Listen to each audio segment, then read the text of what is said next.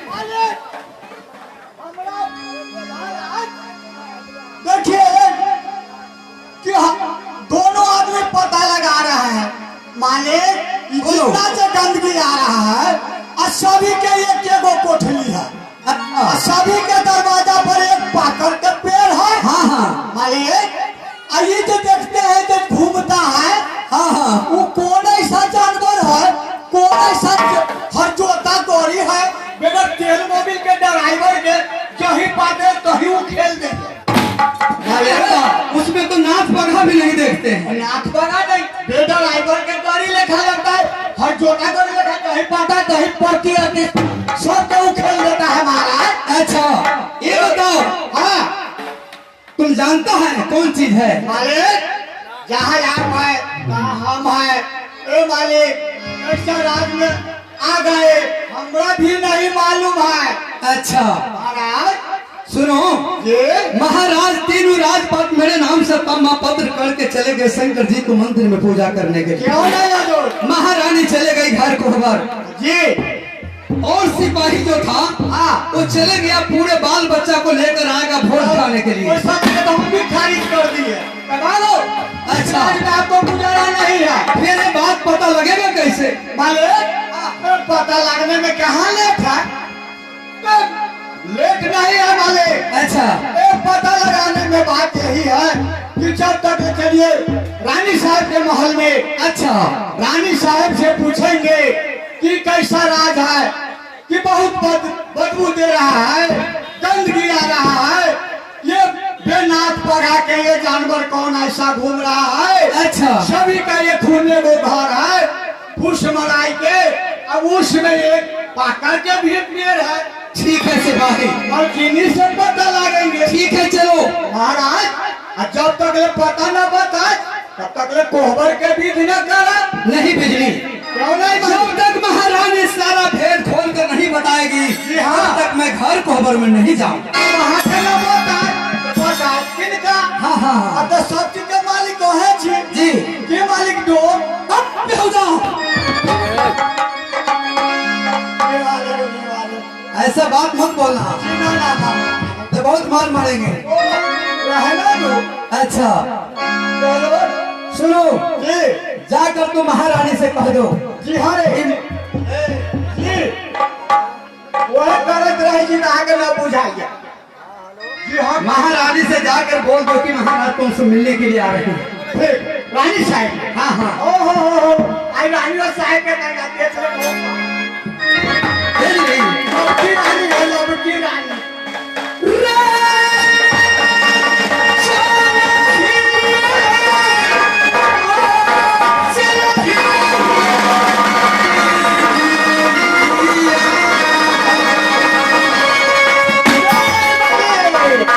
रे घर को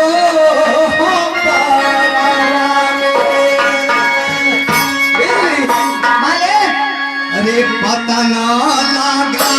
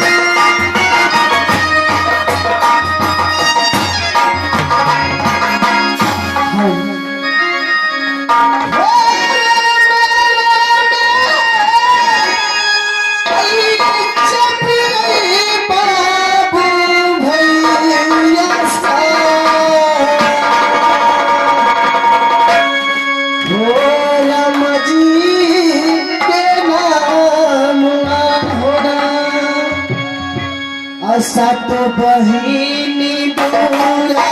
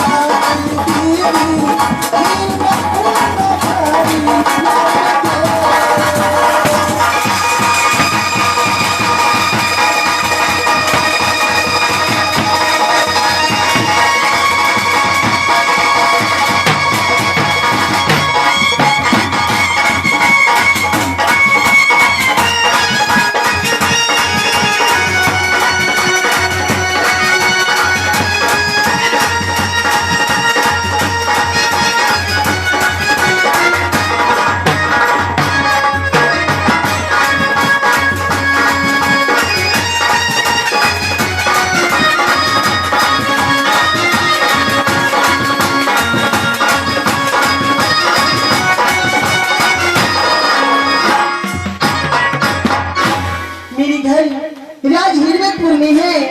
पिताजी का नाम राजा हिरमत सिंह है और मेरा नाम रानी हेवली है। ठीक है, मैं एक कवि सिपाही को बुलाती और राजमहल की समाचार अभी मैं ले लेती हूँ कि स्वामी जी की डाक बंगले की क्या समाचार है। ठीक है, मैं बिजली की बुलाती हूँ कि बिजली इस समय कहाँ रहते हैं।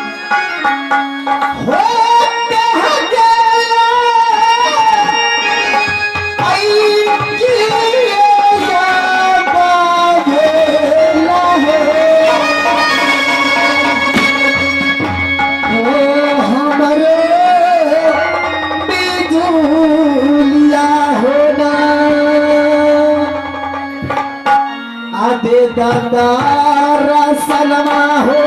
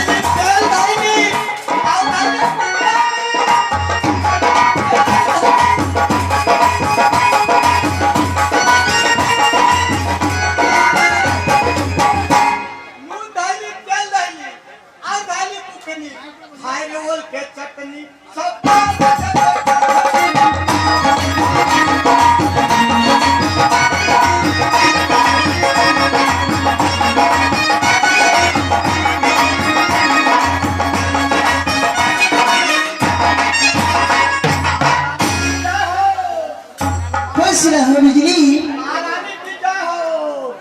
हो गया, बिजली रहने दो।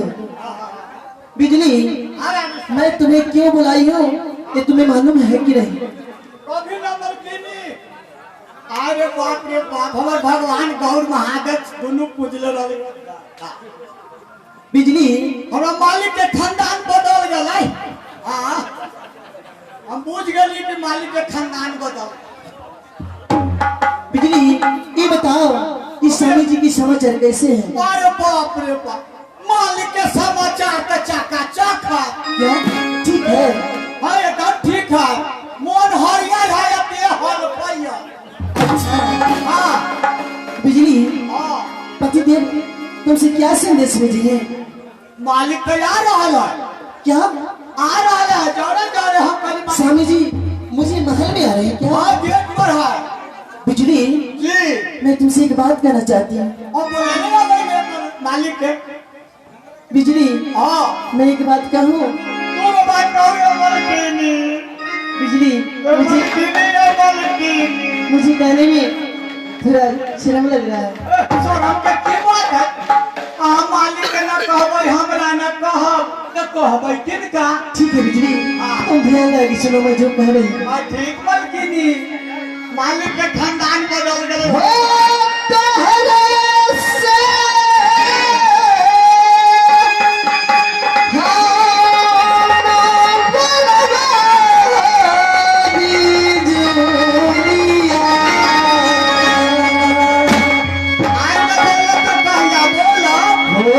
स्वामी जी से ना बोल बैना तुहरा से बोले में हो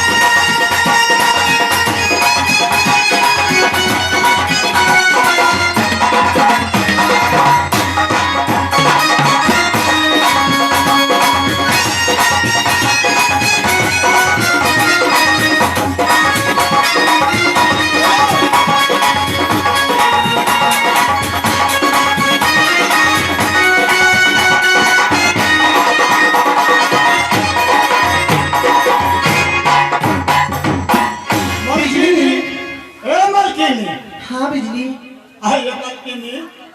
मालिक से बोले में आके शर्म लगत रहे। हाँ बिजली मुझे बहुत शर्म लगता है सब से बोलने में। ओइ राज में रह गेलै कत एगो मालकिनी एगो मालिक सबसे पछाड़ी बिजुली। बिजली कहाँ पर? बात ही ऐसा है कि स्वामी जी से मुझे बोलने में बहुत शर्म लगता है। ये के दिन ना शर्म लगते मालकिनी नहीं यहाँ बोलबै ना तो सामान हरियर हो जाते मालिक के। मालिक को कहिया कि रे बिजली देख रानी साहब कभी नहीं बात किया है बता न तो है अब आके बहु के बता बना दे कोई आइए मालकिनी बिजली तो वही के लिए मालिक से बोलब तो सब चीज मिलत। क्या सब चीज मिलेंगे? मालिक से बोलब तो सब चीज मिलत। अच्छा आ हमरा से बोलब हाँ तो ये कथी न मिला हमरा हम तो ऑर्डर के सिपाही बा जहाँ जाए ऑर्डर कर तहाँ से सामान आन कहा के घर में पूर्ति कर ये बात सही है गुरुजी। ये मालिक हाँ, सही बात है। आज चले कीजिए राजा साहब के हम गेट पर से बुलाने आ रहे हैं। गुरुजी तुम्हारा कहना बहुत मुझे पसंद हुआ, क्योंकि आज मैं स्वामी जी से बोलूंगी और कल वही स्वामी जी से बोलना है, क्योंकि मैं आज ही में बोल के क्यों धाक तोड़ लूं क्या? तो ठीक है, तो तुम जल्दी जाओ स्वामी जी की बुला के मुझे महल में ले जाओ।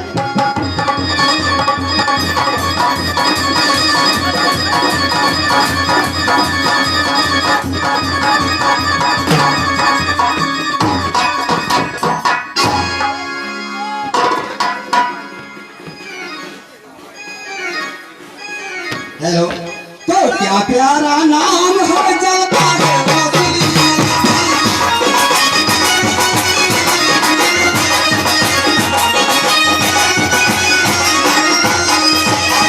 क्या प्यारा नाम है, चलवा है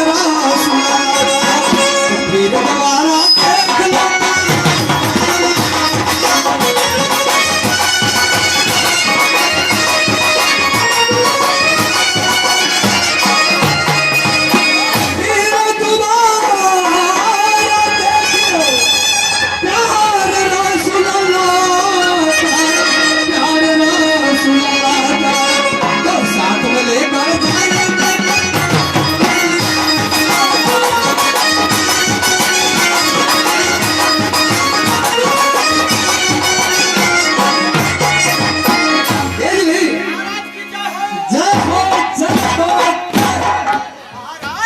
महारानी को खबर कर दिया। रानी साहब बहुत सुंदर बनाए हैं।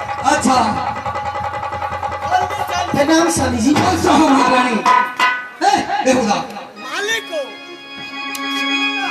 क्या बात है? चलिए आओ ना। बात क्या है? मालिक को हाँ बोलो। सब दिन तो रहली है के जौरे जौरे, अच्छा मगर मालिक यहाँ के खानदान बता बेहुदा उसका ही बात न काली है। बात क्या है? वो तीन को खानदान न बदल दे।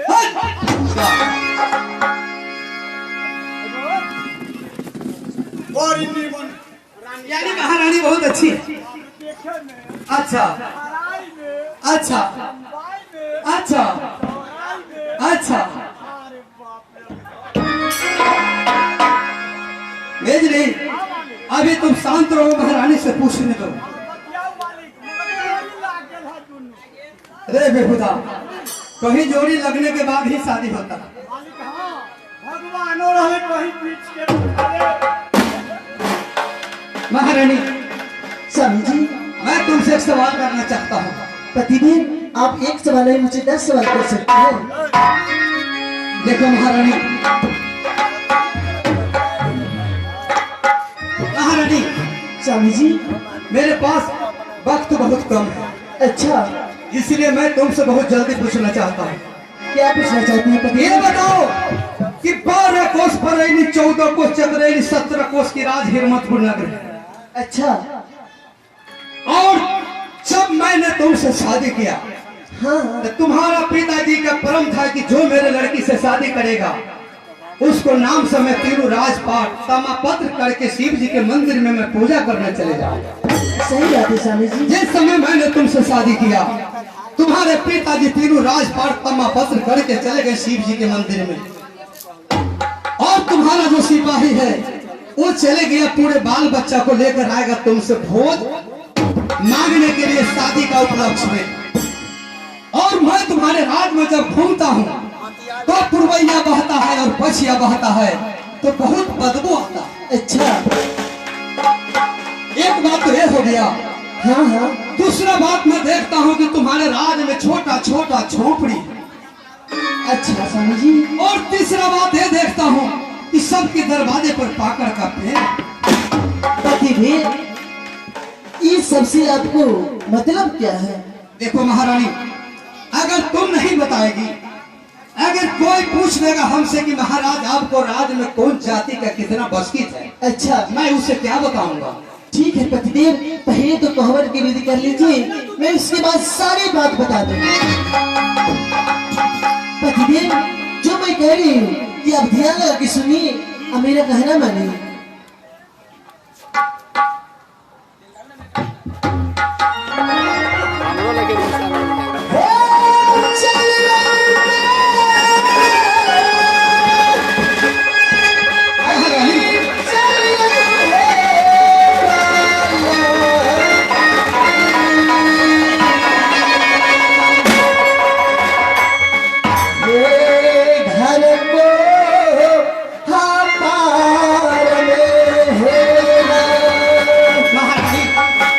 आपको हमार के बीच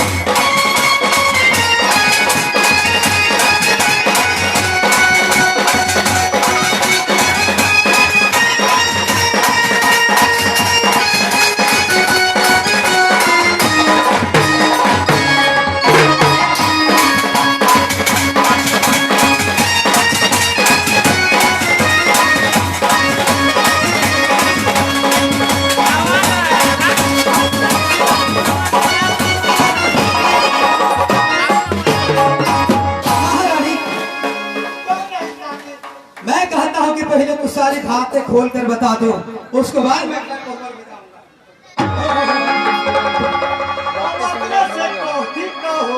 अच्छा, हम कभी मुंह न धोइले छी। इतना देर तक तुम मुंह नहीं धोए? कब तक ले मुंह न धोइले छी लो स्वामी। अच्छा अच्छा, चलो कोई बात नहीं, थोड़ा मुंह दिखाओ ना।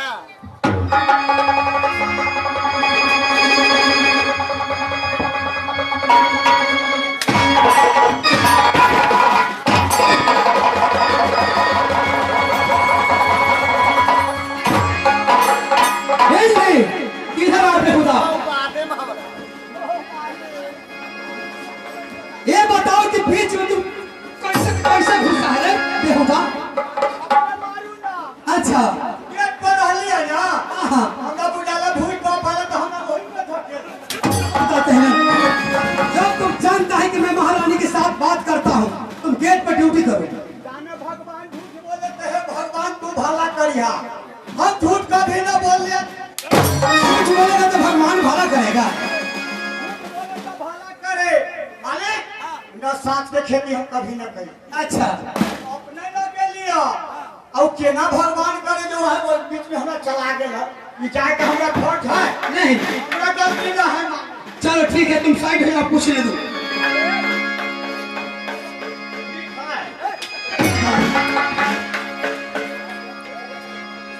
महारानी, स्वामी जी। तुम कह रहे हैं कि पति देव घर को ऊपर में चलिए। हाँ स्वामी जी। ठीक है, मैं चलने के लिए तैयार हूँ, लेकिन जो मैं पूछता हूँ वो बता दो, उसके बाद मैं घर को ऊपर चलूंगा। क्या अगर नहीं बताऊंगी तो आप घर में नहीं जाइएगा? नहीं महारानी, जब तक तू सारे भेद खोल कर नहीं बताएगी राज का, तब तक मैं तुम्हारे साथ घर को हवन नहीं करूंगा। ठीक है पतिदेव, आप दोनों आदमी ध्यान से सुनिए। अच्छा। मैं जो कह रहे हैं ठीक है बिजली ध्यान। देखा मालिक, हाँ कान खोल के, अन्ना तो चिकनी माटी से हम कान बंद कर लेते। कान अगर बंद कर लेगा तो सुनेगा कैसे कि कौन जाति का कितना अभी बात आपने सही कर लिया, कान खोल के रखे के चाहिए। कान खोल कर रखना। मालिक को हमरा के की कहू, जना यहाँ बतियाई छी, हम घर वाली के बियाह करके लेली कहियो न बतियाई। घर वाला भी तुम्हारा आया हुआ कहाँ है? इतना हम ओकरा फ्री कर देलिए डलता के डिब्बा, जो हमरा घर वाली के खाइते खाइते पूरी पर के कैसे उड़े।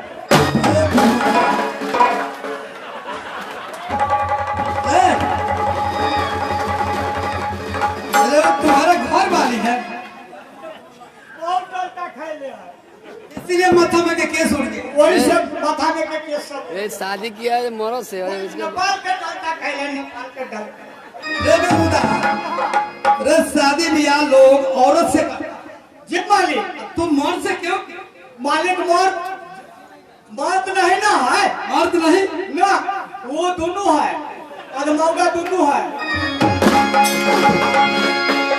ये देखो जिस समय अगर पकड़ लेगा ना बड़ी मार मारेगा। मार कैसे मारेगा?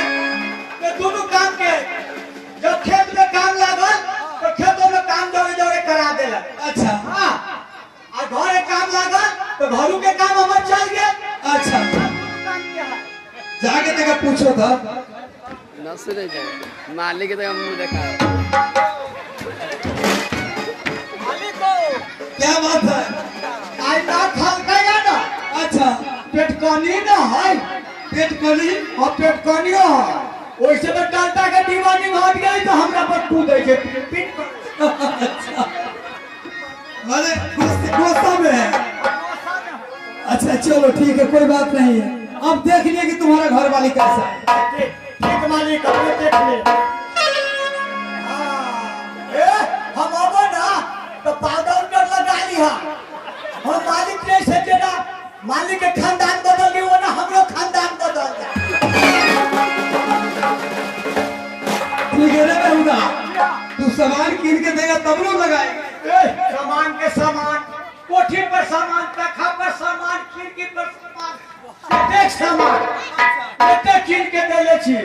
लगावे में तनका अल्टर है, बस ला 20 किलो पीस ला के ला लई है। बुझले 20 किलो का काजर एक ना लगबै। अच्छा चलो ठीक है कोई बात नहीं है।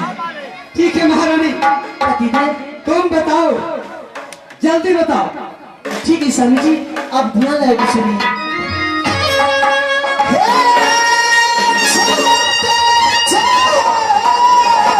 ध्यान से सुनना। तो घर है बिया हुआ, हे मनीषा के लागी है ना। मेरे कहा है कि छोटा छोटा घर माली सब सब भंडारी के फूल लोहने वाला माली है। हाँ बिजली छोटा छोटा घर मालिक के है। नहीं, बिजली मल्ली। हाँ मरो गया मरो कौन जात हो? हाँ बिजली, मालिक कौन जाता है? आप लोग नहीं जानते क्या? तो अरे छोटे बच्चा मल्ली लोग के बारे में जानते हैं, लेकिन आप लोग नहीं जानते हैं। हम नहीं जानते, हमर किनी। आप भी नहीं जानते स्वामी जी? नहीं मेरे राज में नहीं है। स्वामी जी सुन लीजिए तो मैं पूरा बता दूंगा। हे यो करे दुनिया पर है पिया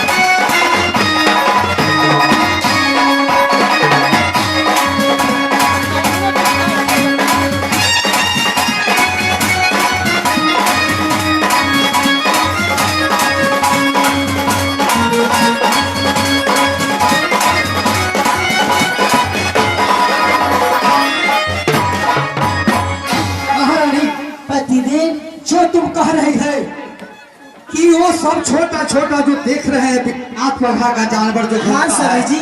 क्या उसका नाम सुगर है? हाँ स्वामी जी। और जो आप लोग मली पूछ रहे थे, हाँ हाँ, मली नहीं जानते हैं? मैं नहीं जानता हूँ। उस लोग का जाति डोम का है, समझ रहे हैं? बिजली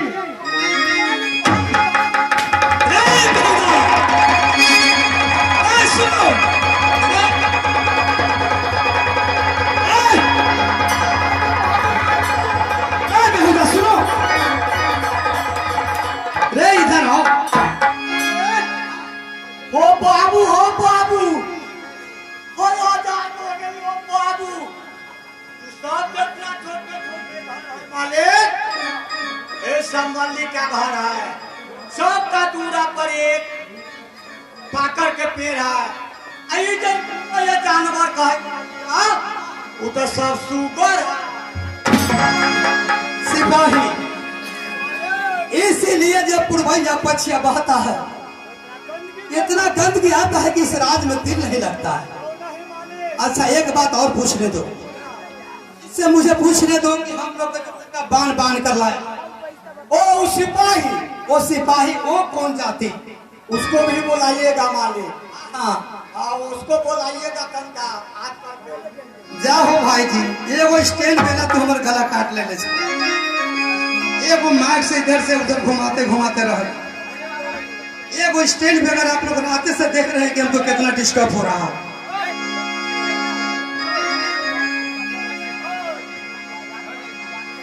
बिजली ठीक है, ध्यान से रहना। महारानी पतिदेव, एक बात तुम और बताओ कि जो तुम्हारा पिताजी सिपाही रखा है अच्छा वो कौन जाति है? पतिदेव, ये सब बात छोड़िए ना, अब तो मैं बता तो दिया, चलिए ना मेरे साथ खबर की बात करिए ना। नहीं महारानी, इतना ही बात बता दो, उसके बाद मैं तुम्हारे साथ घर को खबर करूंगा।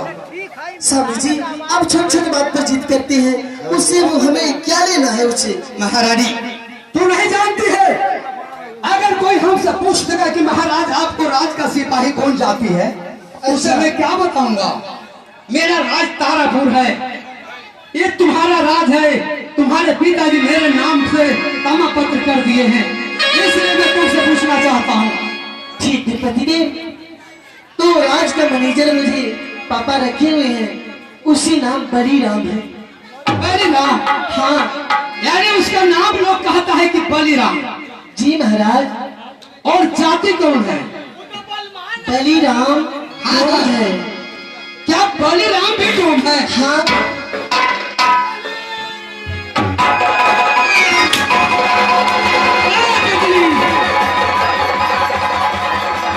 सुनो बिजली, महारानी सही बता रही है।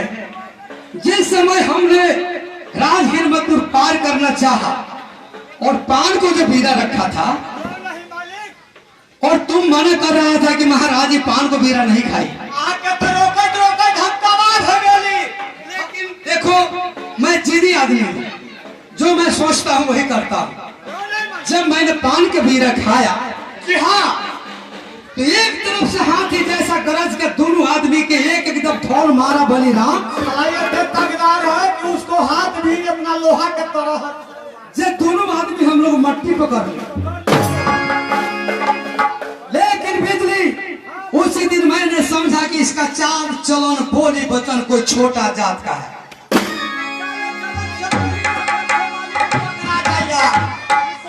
का बोली कैसा है समझ गया? मैंने सोचा, डर के मारे मैंने कहा कि इससे मुंह लगाना ठीक नहीं है।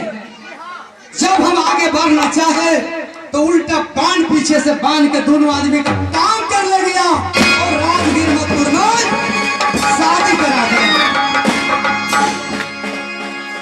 ठीक है बिजली, वो दिन आज आ गया। अगर मैं बलिराम को बदन से कपड़ा नहीं उतरवा लिया तो मेरा नाम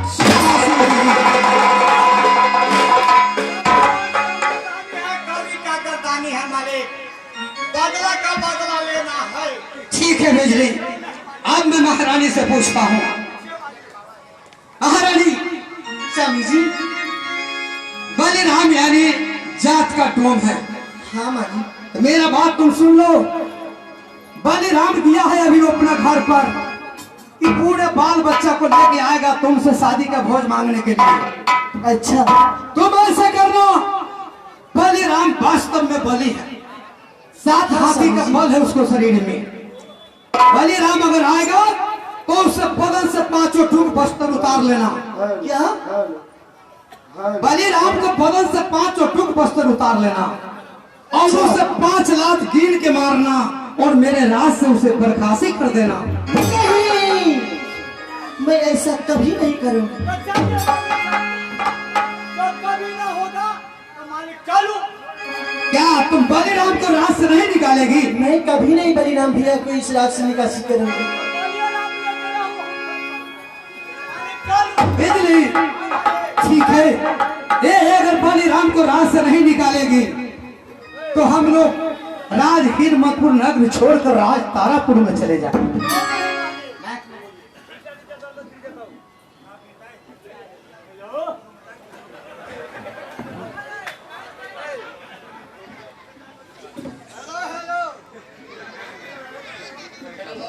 हेलो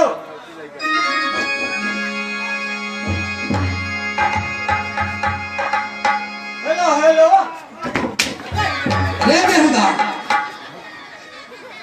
तुम डरता क्यों है?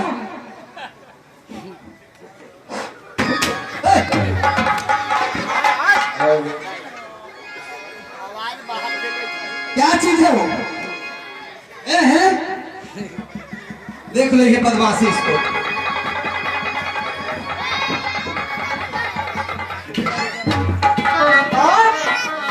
तू हमरा तोरी ये तुमको पटक देता है। हमको झपट लेता है। ये क्या है मालिक? रे बेहुदा,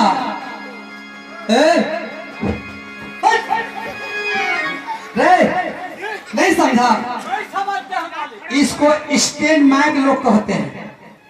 हम लोग जो गाते बजाते हैं ये यहाँ से टान कर कुछ दूर तक फेंकता है। तो नाम क्या है मालिक? इसका नाम है माइक। ओ, अपने कमाई। रे हरामजादा, तो रे बेहुदा, रे तुम ऐसा बात बोलता है रे हरामी। हमरा बुझा गया जो अपने पहले में हमरा। बेहुदा, ये माइक है माइक। ये माइक है माइक। हाँ, हम लोग जो मेहनत करते हैं, गाते बजाते हैं, अच्छा। यहाँ से दूर तक ये आवाज पहुँचाता है। हाँ ये 5 किलोमीटर तक पहुंचा देता है। हाँ हाँ, 5 किलोमीटर तक जाता है।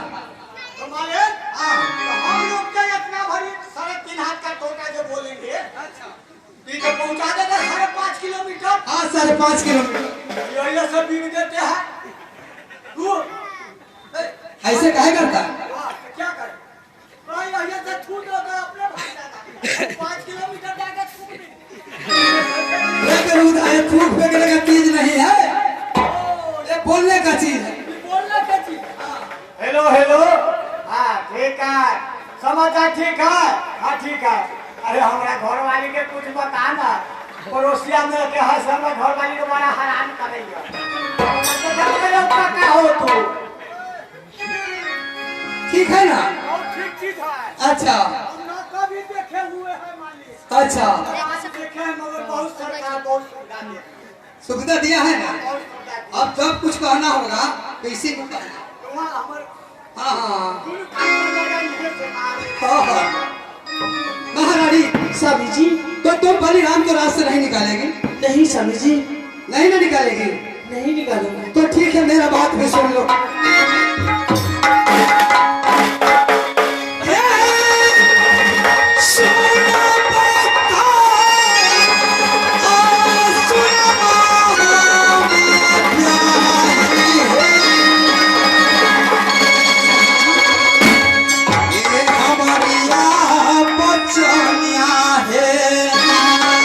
क्या बात है पतिदेव? हे बलिराम के लेके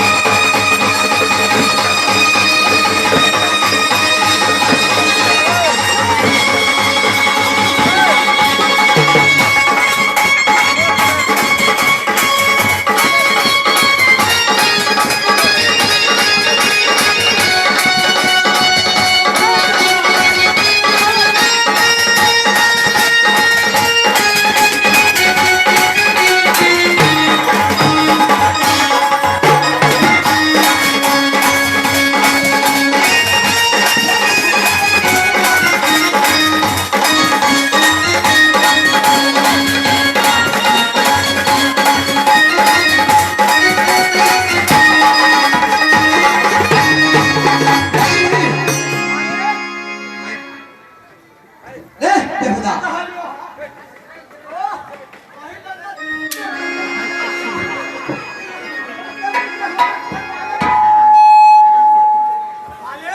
रे बेहुदा, जब हम चले हैं तो महारानी इधर खींच रही है, तुम उधर खींच रहा है। अरे मैं तुम्हारे साथ चलूंगा। अच्छा ठीक है, ठीक है, नहीं घूमूंगा। अच्छा बेहुदा, महारानी पतिदेव, ये बताओ कि तुम मुझे जाने से क्यों रोक रही है? पतिदेव, मैंने आपको क्या 2 बार कह दी थी ना, आप गुस्सा हो गए। साली जी, मेरा भी मजबूरी कुछ समझिए पतिदेव। मैं बलराम भैया की क्यों नहीं निकासी करना चाहती? अच्छा, आपने सुने हैं कभी? नहीं, मैं नहीं सुना। तो सुनिए पतिदेव, मैं कह रही हूँ। ठीक है, बताओ।